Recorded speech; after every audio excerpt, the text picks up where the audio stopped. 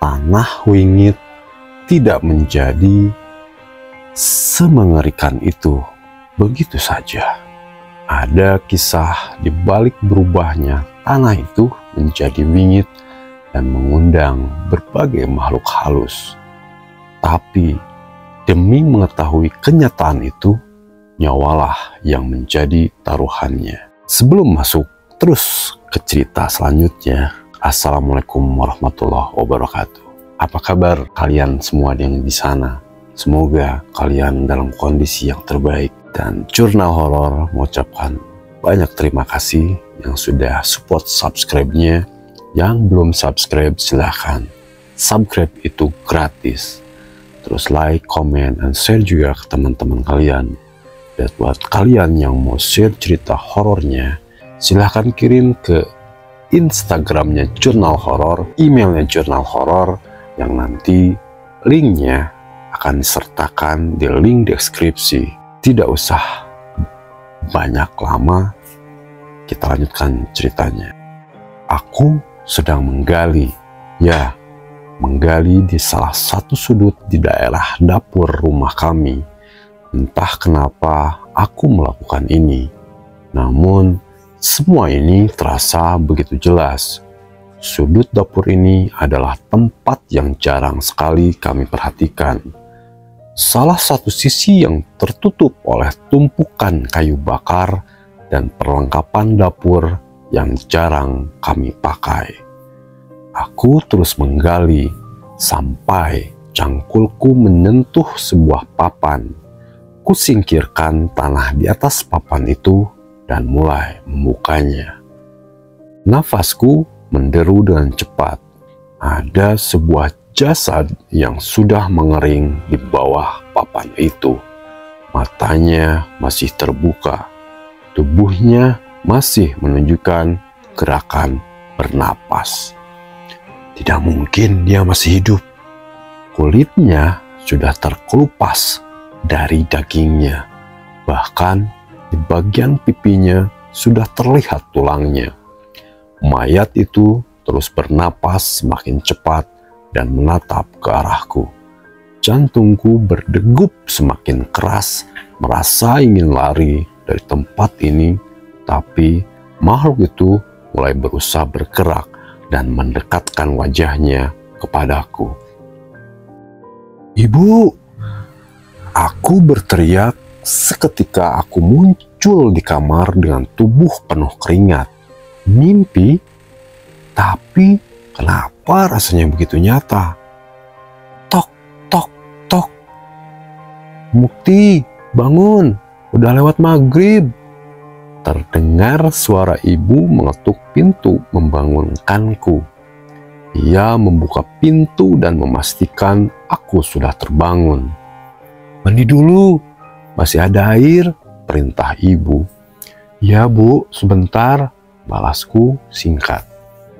Aku masih mencoba mengatur nafasku yang masih merasa takut dengan mimpi tadi. Semoga saja itu mimpi bukan pertanda buruk. Aku pun mengambil handuk dan menuju kamar mandi di belakang rumah. Terlihat langit sudah gelap dan mulai merasakan perasaanku ini masih belum enak.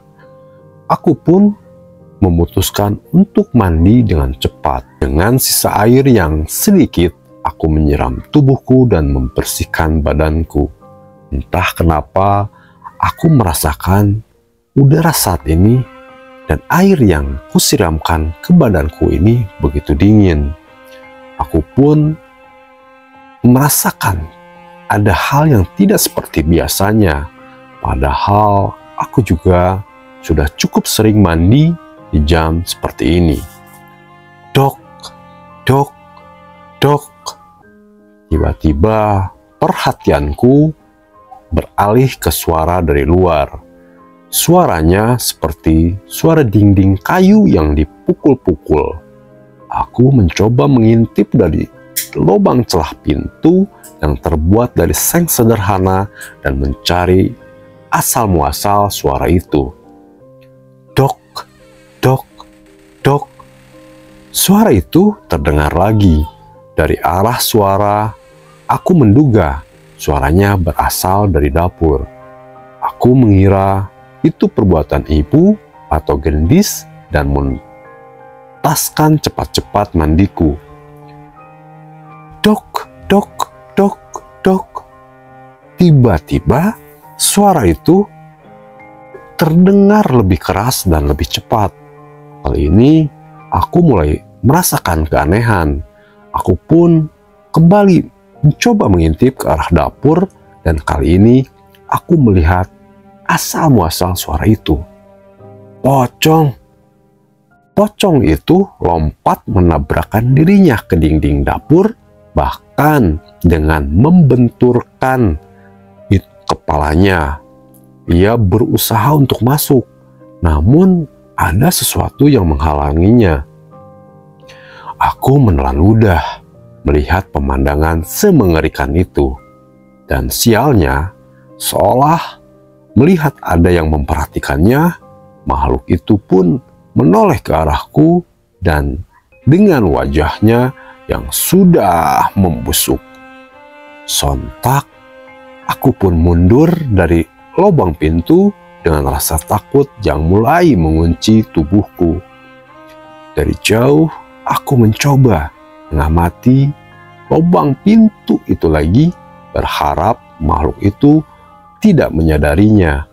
Dan benar, kali ini makhluk itu sudah tidak ada.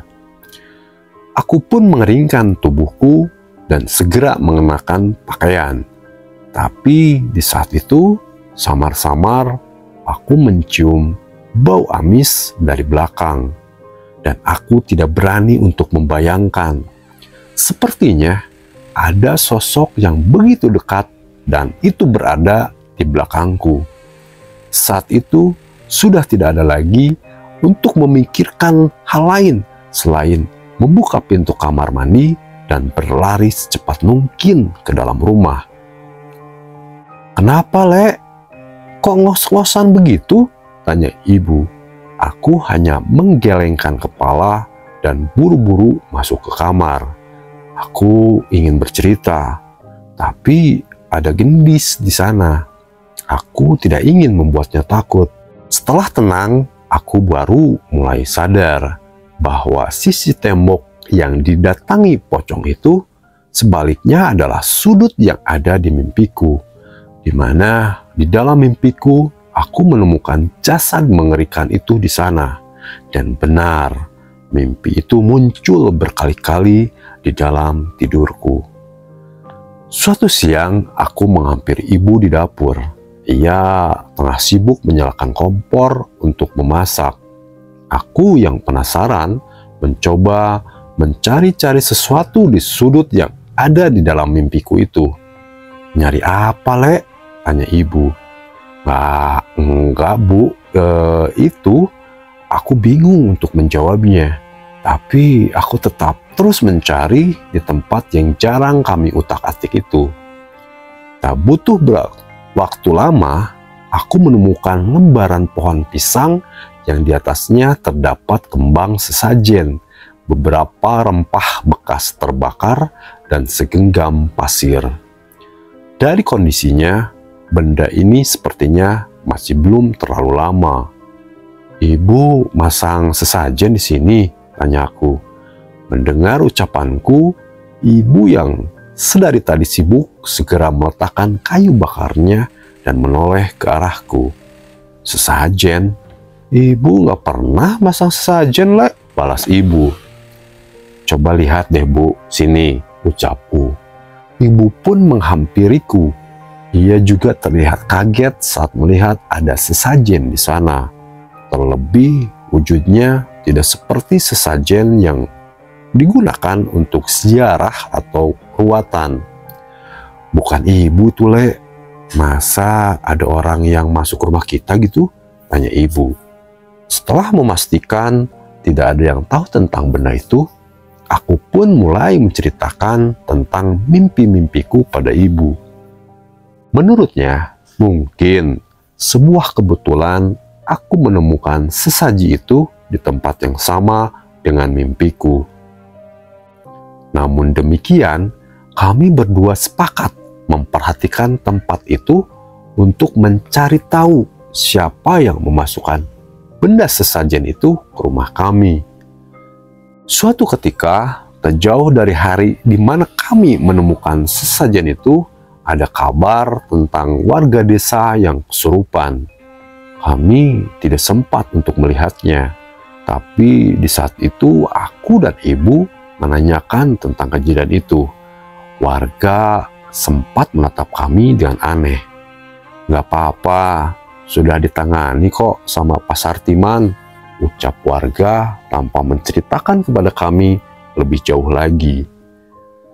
Kami merasa cukup aneh, tapi kami menganggap yang mereka lakukan adalah upaya untuk menutup aib dari orang yang kesurupan itu. Sampai suatu ketika, saat sedang berada di pasar, aku melihat seseorang yang berada di dekatku yang benar-benar cukup aneh. Ada seorang perempuan yang berambut berantakan. Ia hanya berdiri di tengah keramaian sambil terus menatap kami dengan muka yang celemotan dengan tanah. Beberapa kali ia menunjuk-nunjuk ke arah kami sambil tersenyum dan mulut yang komat kamit. Awalnya aku tidak ingin menghiraukannya, tapi semakin lama suara dari orang itu semakin keras dan ada nada ancaman. Lungo seko omah kui, yen randang luwe siap-siap tapateni.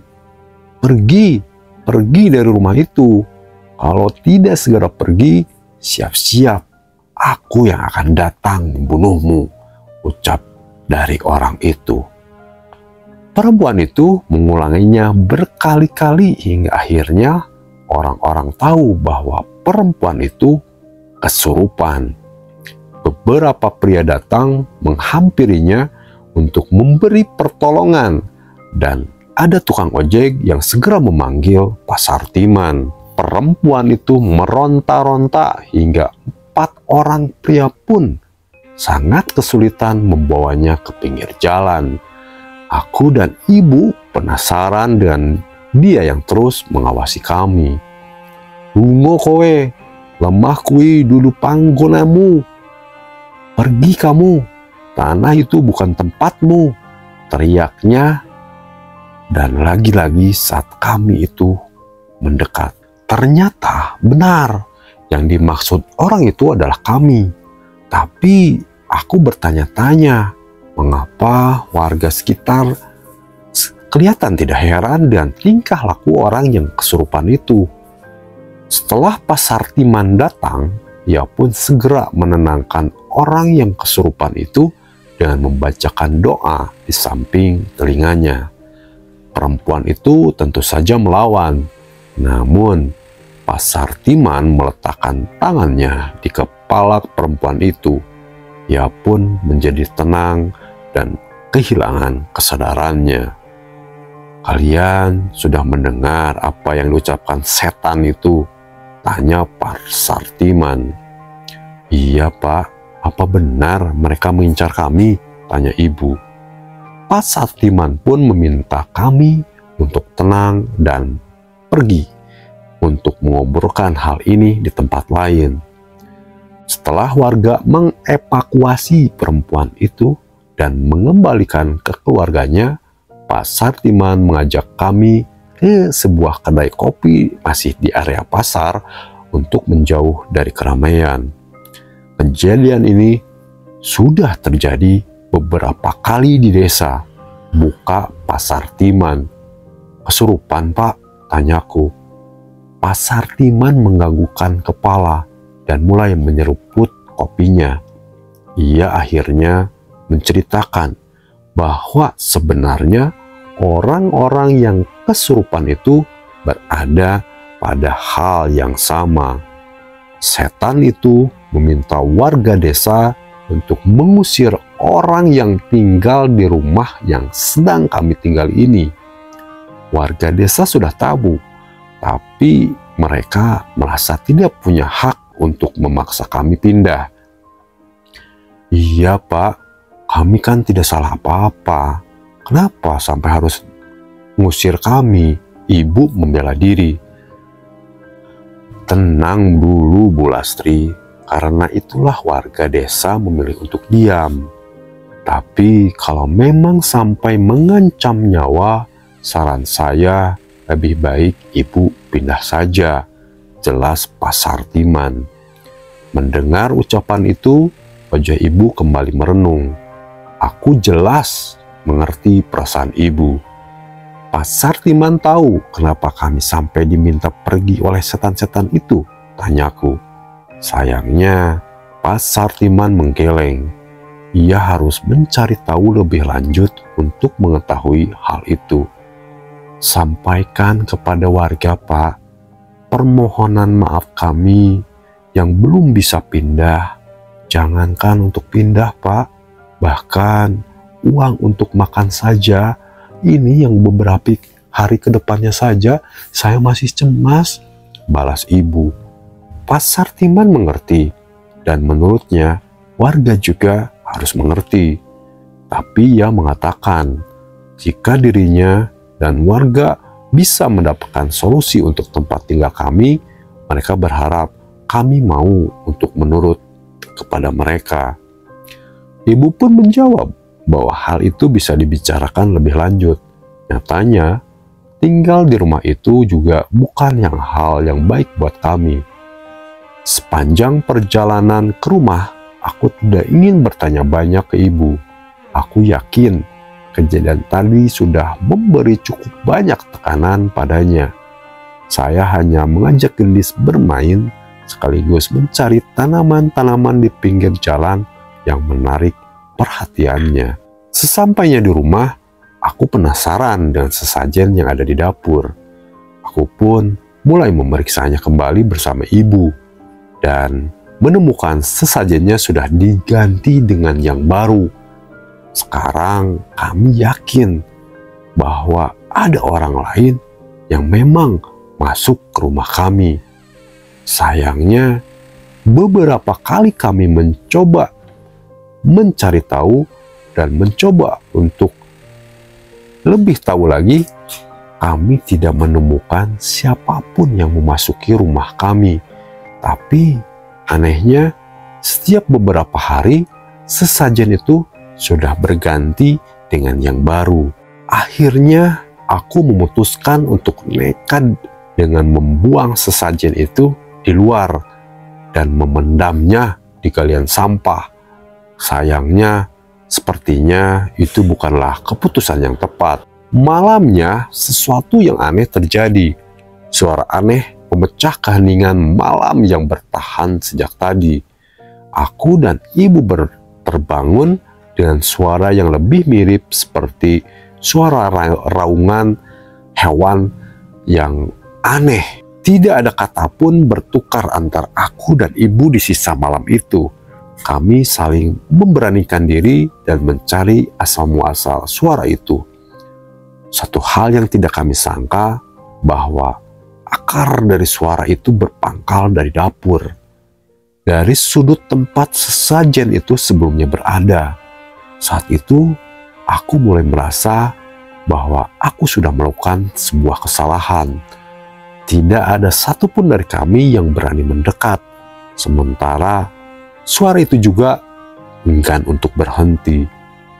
Yang terjadi, Ibu hanya memintaku untuk tidur di satu kamar bersama dan Gendis untuk saling menjaga. Kesal, sedih, atau marah, aku mendengar dari suara yang terus membuatku merinding itu. Sulit untukku memejamkan mata. Hingga malam bertemu batasnya di saat ayam berkongkok menyambutnya. Barulah suara itu menghilang dan aku mampu untuk tertidur. Walau kejadian semalam membuat aku dan Ibu takut, tapi siang harinya kami sudah melupakannya begitu saja. Saat ini kami memang sudah sering merasakan dan melihat hal-hal aneh meski hanya sekelebat. Jadi kejadian semalam kami hanya menganggap sebagai salah satu kejadian serupa saja. Tapi malam setelahnya terjadi hal yang tidak kami sangka. Saat itu kami sudah tidur terlelap. Menjelang tengah malam, tidurku terganggu dengan suara-suara dari berbagai sisi rumah. Dan aku semakin curiga dan bayang-bayang yang melintas dari balik jendela. Saya ingin menyalakan lampu, tapi saya ragu dan memilih untuk mendekati ibu dan gendis di dalam ruangan. Tapi tanpa kusangka, ibu sudah memeluk gendis di bawah kasur sambil memberi isyarat padaku agar tidak berisik. Aku menghampiri ibu dan itu di bawah bersama gendis di bawah kasur dan aku tahu dia menyembunyikan sesuatu. Wong kui tenan Arab gawe perkoro, pateni wae. Orang-orang itu benar-benar mau mencari masalah, matiin saja. Terdengar suara serak seseorang dari luar jendela kamar ibu. Orang itu tidak sendiri. Ada beberapa langkah kaki yang mengelilingi tempat ini. Wis, tak kirim pocongan. Demi taduh, wangi ralongso, lungo. Isu gawat nih balung mayit iki ganti kenopo-nopo. Sudah aku kirim pocong, setan hutan, orangnya tetap tidak pergi. Bisa kalau balung mayit ini sampai kenapa-napa, ucap seorang yang lain. Pocong, balung mayit, siapa mereka ini? Dukun. Aku semakin penasaran dan mencoba mengintip dari sela jendela. Ada 3 orang. 2 orang berpakaian hitam dengan ikat kepala. Yang satu wajahnya terlihat sudah berkeriput dengan matanya yang bengis. Ada sebuah golok di tangannya seolah sudah siap untuk membunuh seseorang. Seorang lagi tinggi bongsor, berambut panjang, wajahnya juga sudah berkeriput. Sedangkan seorang perempuan berpakaian kebaya sederhana yang berdiri sambil menunjuk di belakang mereka. Misalnya seperti kayak dia tuh pelayan dari kedua orang itu.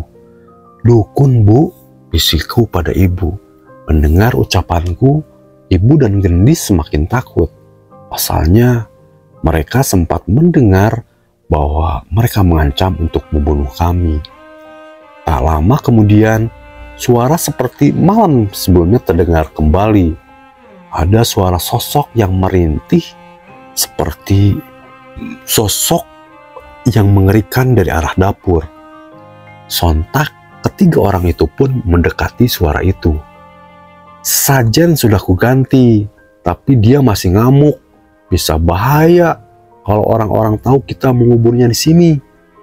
Bisa ketahuan kalau kita yang membunuh Brotowilo dengan balung mayit, kata dukun bongsor itu menjelaskan pada temannya. Sialan, kuasai rumah ini dan kita harus urus sendiri balung mayit itu, jawab dukun satunya. Lantas perempuan dan bocah itu, bunuh, kita kuburkan di bawah rumah ini seperti yang lainnya. Dengan tenangnya mendengar pernyataan itu, seketika keringat dingin bercucuran dari tengkuk kami. Maaf, Aden, bicara seperti itu bisa terdengar oleh mereka. Mereka sedang tidur di dalam rumah, ucap perempuan di antara mereka. Bukannya semakin berhati-hati, dukun malah memukul pintu rumah dan memaksa untuk membukanya. Keluar, teriaknya. Kita habisi saja sekalian malam ini. Mendengar ucapannya, sang perempuan dan dukun yang bongsor itu menurut dan membantu membuka pintu belakang yang menyambung dengan dapur. Suara langkah kaki terdengar ke arah kami bersama suara golok yang dipukul-pukulkan ke dinding. Bu, gimana Bu? Gendis takut. Aku segera menutup mulut gendis dan menyuruhnya masuk ke kolong kasur untuk bersembunyi. Brak! Pintu kamar terbuka. Dukun itu masuk ke kamar tempat kami berada. Kami hanya bersembunyi di kolong dipan kayu, dan kami ditutupi dengan barang-barang yang sebelumnya memang ada di sini. Tang, tang, tang. Dukun itu memainkan goloknya dan memukul-mukulkannya ke benda-benda di sekitar. Kali ini aku benar-benar takut. Entah sudah berapa kali kami bermimpi dengan hantu. Namun rasa takut kali ini jauh lebih menyeramkan yang kurasakan dibanding sebelumnya. Di sini nyawa kami terancam. Aku melihat dukun itu mendekat ke arah kasur. Ia menyambatkan goloknya di kasur dan memeriksanya. Kakinya benar-benar dekat dengan kami, hanya memisahkan kardus-kardus dari barang-barang yang kami gunakan untuk menutupi tubuh kami. "Ada?" tanya temannya dari luar. "Gak ada, mungkin di kamar lainnya atau di ruang depan," ucapnya sambil melangkah keluar.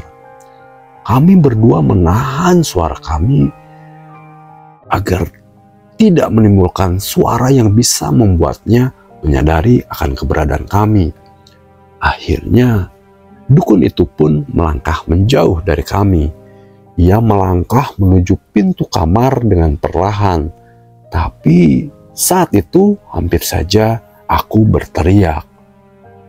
Aku melihat dukun itu dari bawah kasur. Kaki itu melangkah meninggalkan kamar. Tapi tak jauh dari langkahnya, aku melihat sosok kain kafan lusuh terikat yang melayang mengikutinya. Dukun itu diikuti sesosok pocong. Aku hanya bisa mengerahkan tenaga untuk menahan diri hingga ia keluar. Tapi aku sadar, lambat laun mereka pasti akan menemukan kami jika kami terus sembunyi di sini. "Bu, keluar lewat jendela, kita kabur lewat hutan," bisikku pada ibu. Gendis menggeleng, dia benar-benar takut. Tapi aku tidak memikirkan kemungkinan lain dan mulai membuka jendela dan perlahan saat langkah kaki itu menjauh menuju kamar depan. "Ayo, Mas Gendong," bisikku. Dengan hati-hati kami keluar melalui jendela dan mendarat di sisi rumah. Dengan hati-hati aku menutup jendela itu dan mengajak ibu berjalan ke arah hutan yang hanya berjarak beberapa puluh meter dari rumah. Setelah merasa aman, kami memperhatikan rumah dari jauh sambil bersembunyi di balik pepohonan. Dari jauh orang-orang itu kecewa tidak menemukan kami di dalam rumah. Mereka masih berada di sana beberapa saat sambil membakar kemenyan, meniupkan asapnya ke rumah kami. Itu semisal ritual yang mereka gunakan untuk itu. Kalau digambarkan seperti ritual mereka gunakan untuk mengirim makhluk-makhluk ke rumah kami. Tak mau menunggu lama, kami pun pergi menuju rumah Pangadimin untuk meminta bantuan. Tapi di tengah jalan aku terhenti. Aku memikirkan ada yang melintas di benakku. Apa ini semua karena ulahku membuang sesajen itu? Terlintas pikiran gila di mana aku harus mengeluarkan sesuatu yang disebut dengan nama balung mayit dari rumahku agar mereka tidak lagi datang ke tempat ini. "Ibu, duluan saja." Aku merasa ada sesuatu yang memandangi rumah ini dari luar. Ada makhluk besar berdiri memandangi rumah ini dari halaman rumah. Aku ingat itu adalah tempat di mana dukun itu menguburkan sesuatu. Aku menjauh dari jendela berharap makhluk itu tidak melihatku. Tapi dari sisi halaman lain, perlahan muncul pocong yang menggeliat seperti dulu saat kami melihat dari jauh. Aku memastikan bahwa hari ini bukanlah hari Jumat Kliwon dan Sabtu Pahing. Tapi kenapa bisa pocong itu juga ikut muncul? Kali ini aku benar-benar takut. Aku tak mungkin keluar lagi dan keberadaan makhluk itu di luar rumah. Aku pun melangkah semakin jauh ke dalam rumah, menjauhi mereka dan menuju. Aku berpikir sekali lagi, apakah aku akan menggali sudut itu atau tidak? Keraguan mulai muncul akan apa yang akan terjadi nanti bila aku menggalinya. Tapi aku yakin cepat atau lambat aku harus menyelesaikan masalah ini. Aku pun mengambil palu untuk memecah tanah yang menutup tempat ini. Aku ingat titik-titiknya dengan jelas dan membuka celah tanah untuk kugali. Jantungku berdegup kencang menanti apa yang akan kutemukan di bawah tanah ini. Semakin banyak cangkul kuayunkan, semakin cepat napasku merespon ketakutanku. Aku sempat berhenti beberapa saat untuk mengatur napas dan mengelap keringat. Namun, aku harus menyelesaikan ini. Tepat seperti apa yang ada di dalam mimpiku, cangkulku beradu dengan papan yang sudah lapuk yang menutupi sesuatu. Aku tidak akan siap bila menemukan sosok yang sama seperti apa yang ada di dalam mimpiku. Sosok mayat yang masih hidup. Jelas tidak masuk akal. Dengan hati-hati aku menyingkirkan papan kayu itu dan menemukan sesuatu di baliknya. Benar, di bawah rumah kami ada yang dimakamkan, sesosok mayat. Tidak bertahan seperti yang terlihat di mimpiku, mayat ini tidak membusuk dan kering seperti mumi. Sebagian daging dan kulitnya sudah terkikis dan memamerkan tulang-tulangnya yang sudah berwarna coklat gelap. Aku berpikir, apa mayat ini yang mereka sebut dengan nama balung mayit? Lalu apa yang harus aku lakukan dengan mayat ini? Apa cukup dan melaporkannya kepada Pasar Timan atau warga desa? Bakar! Terdengar suara membisik dari bagian ruangan. Aku mencari asal-muasal suara itu dan menemukan setan anak kecil yang mendiami kayu ukiran ular itu seperti mencoba memberiku petunjuk. Aku tidak mau berpikir lagi. Seperti itu yang harus aku lakukan. Aku mengambil minyak tanah dan menyiramkannya pada jasad itu. Aku saat itu tidak terpikir bahkan mungkin saja apa yang kulakukan ini akan membakar rumahku. Hanya sedikit minyak tanah yang kupunya, aku pun melemparkan korek api dan membiarkan minyak itu menyala pada jasad itu.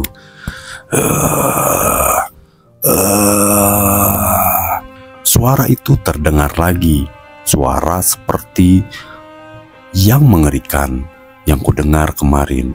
Kali ini terdengar lebih jelas bahwa suara itu berasal dari jasad yang kubakar ini. Api itu menyala tidak terlalu lama, ia mati dengan sendirinya. Mungkin jumlah minyak yang kusiramkan sangat jauh dari yang dibutuhkan untuk membakar jasad seseorang. Aku mencoba mendekat untuk mengetahui keadaan mayat itu, tapi tepat saat aku ingin melihat wajahnya, tiba-tiba sebuah tangan menarikku ke dalam lubang yang kugali sendiri. Saat itulah rasa takut dan rasa panik membuatku kehilangan kesadaran. Aku pingsan. Hawa dingin ini begitu menusuk di sekitar tubuhku. Aku mendengar suara-suara aneh dari sekelilingku. Ada suara tawa seorang wanita, dan ada raungan hewan buas hingga suara tangis yang terdengar pilu. Aku pun membuka mata dan mendapati diriku berada di tempat yang berbeda. Di sekitarku terlihat pepohonan rimbun dan kabut yang tebal. Aku menyadari bahwa tubuhku terbaring di sebuah benda yang tertutup oleh ikatan bambu-bambu. Aku memperhatikan semuanya dan menyimpulkan saat ini aku sedang berada di dalam sebuah keranda mayat. Di tengah kebingunganku, tiba-tiba terlihat sosok wanita tergeletak melayang mendekati ke arahku. yang melayang dan baju putihnya yang kotor dengan noda darah. Ia mendekat dan matanya terus menuju ke arahku. Aku ingin lari dari keranda ini, namun di sisi sebelahku sudah ada sosok pocong yang melihatku dari belakang semak. Tolong, ibu! Teriakku mencari siapapun yang mungkin bisa mendengarnya. Sayangnya tidak ada tanda-tanda manusia lain di hutan ini. Tangan kuntilanak itu meraba keranda dan mencoba menggapaiku. Namun hanya jari-jari telapaknya saja yang bisa masuk dan mencoba menyentuhku. Pergi! Pergi! Aku menangis sejadi-jadinya meratapi kejadian ini. Namun bukannya pergi, semakin lama malah semakin banyak makhluk yang berkumpul di sekitarku. Saat melihat ke atas, seorang kakek dengan satu kaki tengah memandang dari atas pohon dengan mata sebelah yang bolong. Dari arah bawah ada wanita tanpa kaki yang menyeret tubuhnya mendekati ke arahku. Saya hanya bisa menangis sambil membaca doa-doa yang ku bisa. Aku ingin menarik napas sedalam-dalamnya, namun aku sendiri tidak bisa mendengar napasku. Setelah cukup lama aku bertahan dalam keadaan ini, tiba-tiba sayup-sayup terdengar suara doa-doa yang dibacakan oleh banyak orang dari salah satu sudut hutan. Perlahan-lahan satu makhluk itu pun meninggalkanku dan menjauh. Tidak ada makhluk lagi di dekatku. Aku berpikir untuk memaksa keluar dari keranda ini. Aku mencari ikatan di salah satu sisi keranda dan ingin mencoba membukanya. Tapi tiba-tiba dari jauh terlihat sosok nenek yang memandang. Itu adalah nenek berambut putih yang pernah kulihat di rumah. Ia hanya memandang dan menggelengkan kepalanya seolah memberi isyarat. Apa artinya aku tidak boleh keluar dari keranda ini? Bagai menantikan hal buruk yang terjadi, aku memilih tetap berada di keranda ini tanpa mengetahui apa yang akan terjadi. Sementara itu, suara doa-doa yang dibacakan tadi mulai hilang dan kabut semakin tebal. Sekali lagi muncul sosok-sosok mengerikan yang mendekati ke arahku. Kali ini ada sosok yang jauh lebih mengerikan. Sosok hitam besar keluar dari dalam kabut. Aku sekilas mengenal sosoknya. Sosok itu seperti yang aku lihat di halaman rumah tadi. Ia melihat dari ketinggian dengan penuh amarah. Suaranya menderu meneteskan liur hitamnya yang jatuh ke keranda dan menimpaku. Aku yakin bahwa makhluk ini sedang marah. Semakin ia menggeram, semakin banyak makhluk lain yang tidak berani mendekat. Jelas, makhluk ini begitu berbahaya. Aku tidak bisa melakukan apapun selain berdoa dan memasrahkan diri pada Tuhan atas apa yang akan terjadi. Hingga sebelum sempat makhluk itu melakukan apapun, aku mendengar suara ayat-ayat suci dari suara yang kukenal. Aku mencoba mengikutinya sambil menutup mata, menyerahkan diri sepenuhnya kepada Yang Maha Pencipta. Bukti, bukti! Tangannya mulai bergerak, Pak. Aku mendengarkan teriakan ibu tak jauh dari telingaku. Dengan segera, aku memaksa membuka mataku dan mendapati diriku berada di sebuah ruangan yang dikelilingi banyak orang. Ibu, ibu! Aku berteriak sambil memeluk ibu dan gendis. Pak Sartiman terlihat bernapas lega saat mengetahui kesadaranku yang telah kembali. Ini di mana, Bu? Mukti di mana? Mukti kenapa? Tanyaku. Ini di balai desa. Kamu sudah 2 hari tidak sadar, Nak. 2 hari? Aku tidak merasa selama itu. Seingatku, aku hanya merasakan itu hanya beberapa jam saja. Aku berusaha mengingat apa yang aku lakukan sebelum kehilangan kesadaran. Ada mayat dikubur di bawah dapur kita, Bu. Teriakku menceritakan apa yang kutemukan. Pak Sartiman mendekat dan menyentuh bahuku. Sudah, jangan terlalu berpikir dulu. kami sudah urus semuanya, ucap Pak Sartiman. Ia pun bercerita bahwa aku terbaring di lubang yang kugali di dapur bersama sesosok jasad yang sudah gosong dan rapuh. Namun saat itu tubuhku kaku sekaku-kakunya, tak bisa bergerak sedikit pun. Saat itu ibu histeris dan meminta bantuan warga untuk membantuku. Santet balung mayit, ilmu hitam tingkat tinggi yang akan terus mengincar korbannya sampai semua keturunannya mati. Saat semuanya keturunan korbannya sudah mati, jasad baru itu bisa membusuk, jelas Pak Sartiman. Gila, masih ada hal yang seperti itu di alam ini. Terlebih lagi, mereka menyimpan jasad yang mereka gunakan untuk media santet itu di rumah kami. Ada 2 dukun dan seorang wanita, Pak. Mereka pelakunya, ucapku. Pak Sartiman ternyata sudah mendengar cerita itu dari ibu. Menurutnya, setelah santetnya digagalkan, ilmu itu akan memutarbalikan dan meminta perapalnya sebagai medianya. Ia juga bercerita bahwa jasad itu sudah dibakar sampai habis. Mengenai benda-benda yang ditanam di halaman, rupanya Pak Sartiman juga sudah menemukannya dan membakarnya.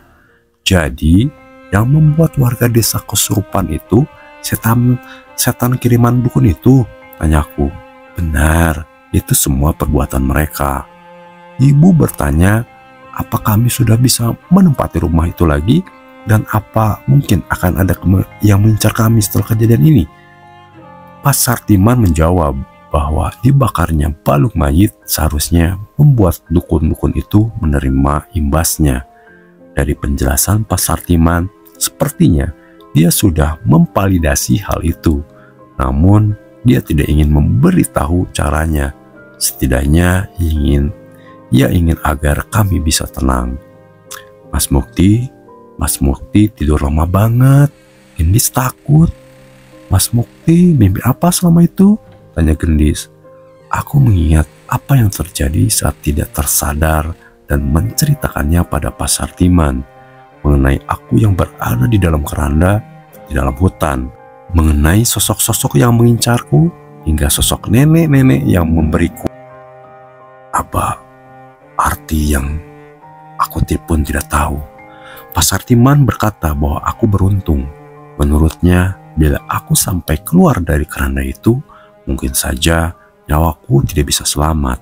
Apa artinya? Nenek itu mencoba membantuku. Setelah kejadian itu, Pak Kades dan warga mengizinkan kami untuk tidur di balai desa hingga rumah kami selesai dirapikan. Selama tinggal di sana, kami mendapat banyak cerita tentang rumah kami. Ada yang bercerita bahwa rumah itu adalah saksi hidup dari perseteruan 2 keluarga kakak beradik yang berakhir saling membunuh dan semua jasadnya dikuburkan di tanah itu. Belum lagi ada cerita bahwa tanah itu adalah tempat pemujaan sekte sesat yang pada waktu-waktu tertentu sering menumbalkan manusia di tanah itu. Sudah banyak generasi yang tinggal di desa ini, dan tanah itu selalu punya cerita mengenaskan di setiap generasinya. Banyak jasad yang sudah dikubur di sana, banyak ritual yang terjadi di sana, dan banyak misteri yang masih tersembunyi di sana. Yang pasti, tanah ini sangat tidak cocok untuk dihuni oleh manusia. Setelah lulus SMA, aku mendapat pekerjaan dari seorang juragan di kota yang mengantarkan aku biar bisa mengantarkan hasil desa ke kota. Awalnya, aku hanya dibayar serabutan. Namun, seiring berjalannya waktu, aku pun mendapat kepercayaan untuk memegang 1 armada mobil bak untuk pekerjaan ini. Aku mendapat gaji bulanan dan tak jarang petani-petani desa juga sering memberiku tanda terima kasih karena sudah meladiskan jualannya. Padahal aku sudah cukup senang bisa membalas budi pada warga desa yang sering membantuku mengenai masalah rumahku. Saya sempat bertanya pada bosku apakah saya boleh menerima uang dari mereka. Namun menurutnya, selama bisa memastikan hasil panen tetap memiliki kualitas yang baik itu bukanlah masalah. Lagi pula bosku pun sadar gaji yang ia berikan masih jauh dari standar gaji karyawan kota. Sesuai najarku dulu, saat aku mulai bisa mencari uang, yang kutamakan adalah mencari tempat tinggal untuk pindah dari rumah itu. Aku pun mengontrak di sebuah rumah sederhana yang tidak begitu jauh dari sekolah Gendis. Meski kecil, ibu dan Gendis merasa nyaman dan betah. Aku cukup lega saat akhirnya bisa meninggalkan rumah yang berada dan berdiri di tanah wingit itu. Setelah yakin ibu dan Gendis nyaman ditinggal di kontrakan, aku pun meminta izin pada ibu untuk menghancurkan rumah yang berdiri di tanah wingit itu. Ibu setuju. Terlebih aku sudah memiliki cukup tabungan untuk membeli tanah yang suatu saat nanti kami akan membangun rumah kami sendiri. Dan kisah mengenai tanah wingit ini berakhir di sini. Kini tanah itu diubah menjadi tempat pemakaman. Namun biasanya warga luar desa yang tidak mendapat lahanlah yang dimakamkan di sana. Sedangkan warga desa sendiri masih takut memanfaatkan lahan itu, bahkan untuk memakamkan kerabatnya sendiri. Meski begitu, sampai saat ini aku tidak pernah mendengar cerita menyeramkan lagi tentang tanah wingit itu. Entah memang sudah tidak ada atau memang aku sudah tidak pernah mencoba mendekatinya lagi. Semoga kisah ini bisa diambil positifnya dan dibuang jauh dari hal-hal yang negatifnya. Nah, ternyata sampai situ nih cerita dari Tanah Wingit 1994 dari cerita horornya Baca Horor. Jurnal horor mengisahkan ini dari bagian 1 sampai bagian akhir dari sini. Final chapternya bagian akhirnya di sini. Nah, untuk kalian terima kasih yang sudah mampir, yang sudah support subscribe-nya, yang sudah like, komen juga, yang udah share juga. Terima kasih banyak. Kita hidup di dunia ini tidak sendirian. Kita berdampingan bersama mereka yang tidak kasat mata. Dan masih banyak hal-hal di luar nalar yang mungkin tidak bisa dipecahkan secara logika. Sampai ketemu lagi di cerita-cerita seram horor lainnya hanya di Jurnal Horor. Salam horor.